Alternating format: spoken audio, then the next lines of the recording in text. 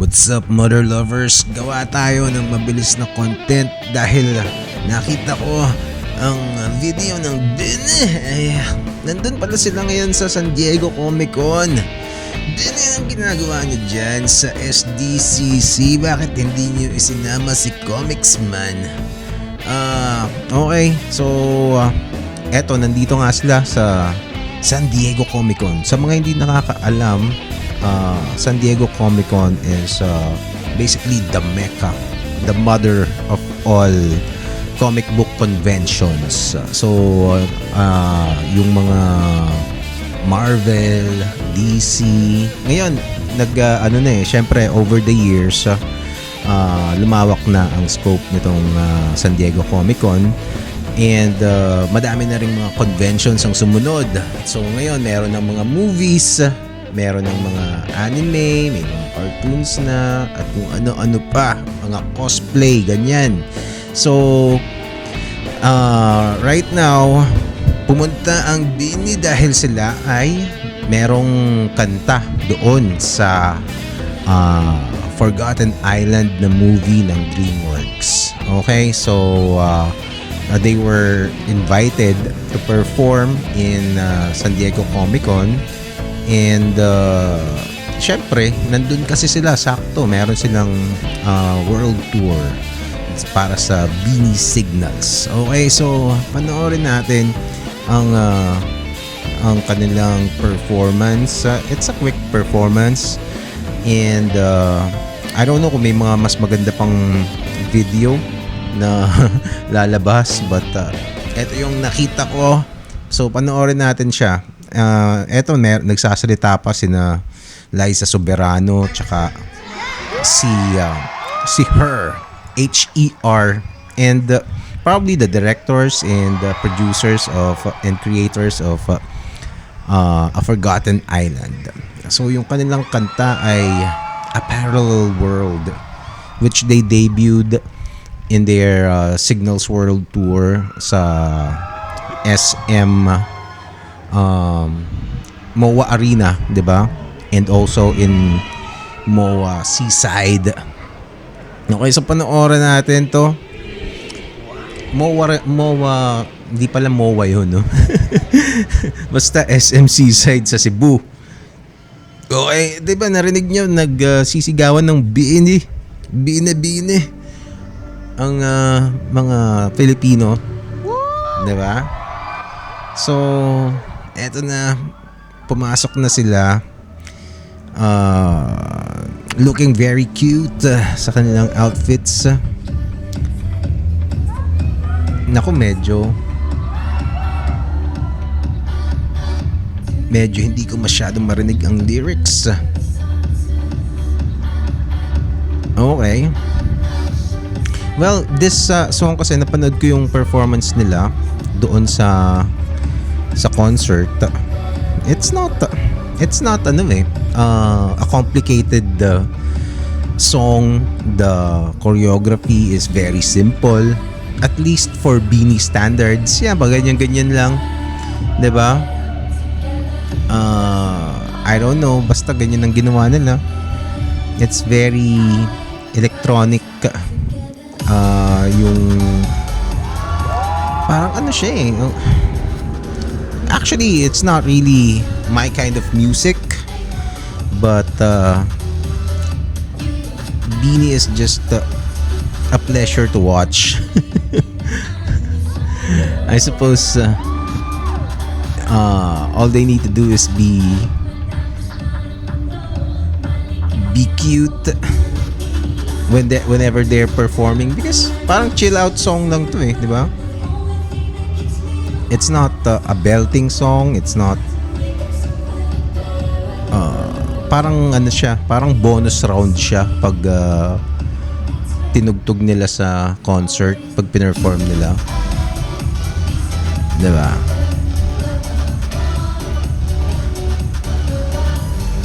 Even the vocals, hindi naman, walang matataas na lines. And even the song itself, the structure, it's not a complicated song at all. yun nga, EDM na parang magzo-zone out ka habang pinapakinggan mo. Parang ganun yung epekto ng EDM sa akin eh. Grabe. Yung suot ni Aya ba?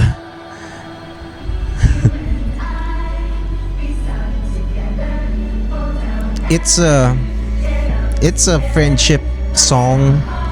So and also it's a kid's song. A kid's movie rather. So I suppose yung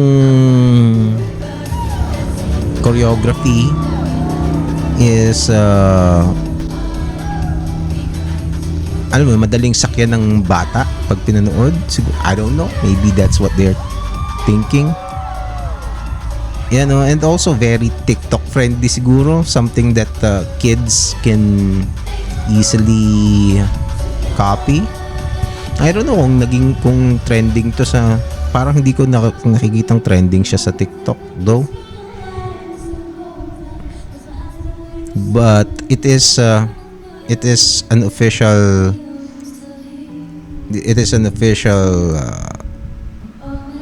track doon sa soundtrack album ng A Forgotten Island. Okay, so yun, bonus round lang to mga tol, and I'm happy na nandun sila sa SDCC. Okay, so and there's not much to say about the song. It's again, it's not I don't know kung sinong nagsulat nito, if the song was given to them by DreamWorks or what. It's a good song. It's a chill out song. Not my favorite Beanie song, but a good addition to their discography, and also a good opportunity for international exposure, 'di ba? And bonus na lang siguro kung mag-hit 'yan, 'di ba? And but for this performance, eto, they're just being really gorgeous and pleasant to look at, 'di ba? Si Stacy ay malaki na naman ang kanyang ngiti. Si Colette, being Colette, Maloy, ganun din. And what else? Let's see, one ng mga photos. I suppose this is the most fun, pinaka-memorable na part dun sa entire choreography, kasi they're not doing their usual choreographies and formation switches, 'di ba? So this is a really very simple song na parang kayang gawin ng mga high school. And for sure that's a deliberate creative choice, 'di ba? I don't know, but and here they are with Liza Soberano, with her and the girls. Eto, ba't nakaakbay si Pard? Sino ba tong baka to yung director? Alam ko bawal akbayan yung mga idols eh, 'di ba? Lumalabag ka sa patakaran, 'di ba? Eto, okay, performing on stage in SDCC. Medyo nagulat ako na nandito sila sa SDCC. Kaya napaka-content ako, 'di ba? And nakakatuwa yung damit nila kasi yung kanilang fits. Yung palang tawag doon, fits. Sabi ni Doki. At ang bulaklak ni Aya na pagkalaki-laki, bulaklak na palda, 'di ba? Okay bang isuot to? 'Di ba? Pero interesting din yung mga choices ng mga tawag doon, ng mga fashion designer ng mga stylist nila, 'di ba? Kasi just a plain white top na merong ewan ko ang tawag diyan, parang see-through, tapos nakasando lang siya sa loob. Tapos a very intricate skirt, 'di ba? With huge flowers and then boots, 'di ba? Pasok 'di ba? Hindi ko may isipan 'yan. And Stacy, ano lang siya, it's very interesting. They're all wearing different clothes, but somehow pag magkakasama sila, it works together. 'Di ba? Yun yung brilliance ng mga stylist eh. And it is a very specific set of skills para magawa mo 'yan. So yung mga colors, mga cuts, I don't know. Bahala na sila dyan. Basta ako makikinig at manonood. Okay. What else? Hopefully nakapag-gala-gala sila dito sa San Diego Comic Con kasi masaya dyan eh. May madaming mga artist dyan, madaming artist na Pilipino dyan. I actually have a lot of friends over there right now. Mga artist friends ko nandyan sila. Mga artist ng DC, ng Marvel, nandyan. And nagko-commission sila. Syempre madaming merch. At mapapagastos ka talaga ng todo pag pumunta ka dyan. And also yung mga pumupunta dyan na mga pumunta lang sa convention, mga madami dyan mga naka cosplay, 'di ba? So from Marvel characters, mga X-Men, mga Avengers, sina Superman, makakasalubong mo mga Transformers, ganyan, pati sa gaming nandun din. So it's a magical place, magical event na dinadayo talaga ng mga tao from all over the world. May mga friends ako na pumupunta dyan na mga collectors, ganyan. Syempre mga artists nagko-commission dyan. And mga artista, di ba? Yung mga celebrities. At saka yung mga mayayaman lang. And of course, yung mga films din na nasa Amerika, di ba?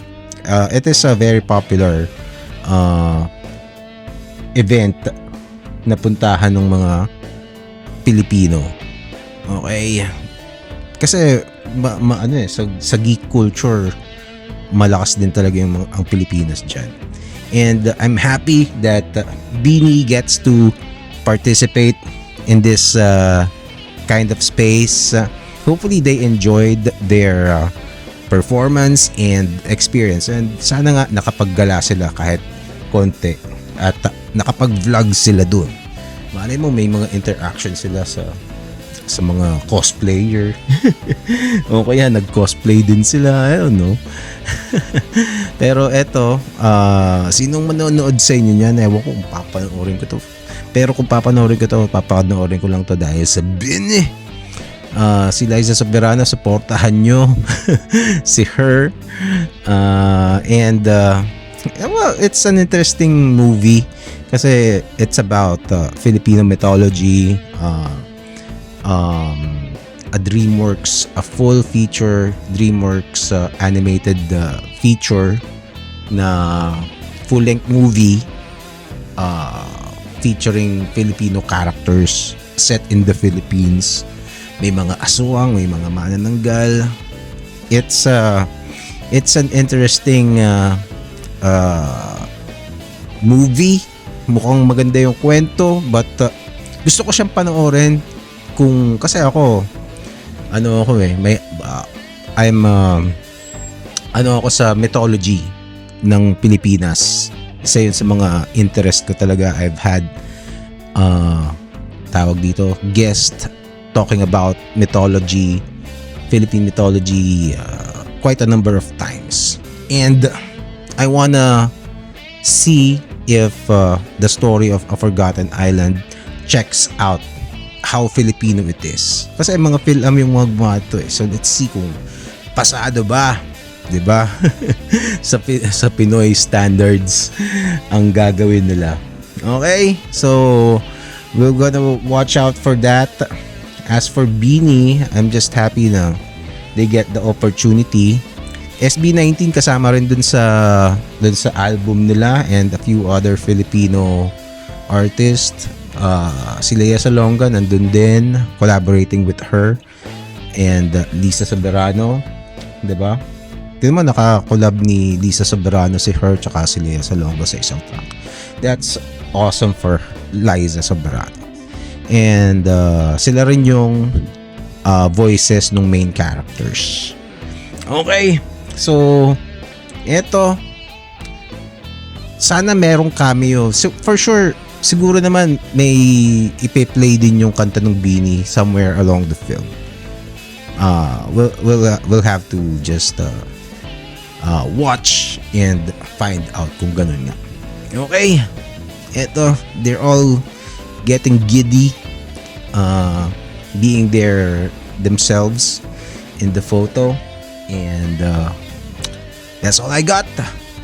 Yan lang, paalam.